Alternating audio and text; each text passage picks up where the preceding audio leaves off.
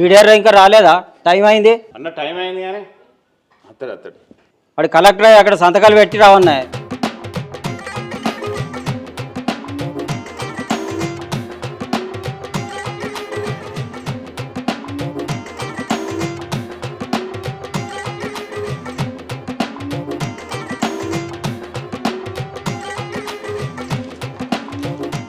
వచ్చిండు collector sir.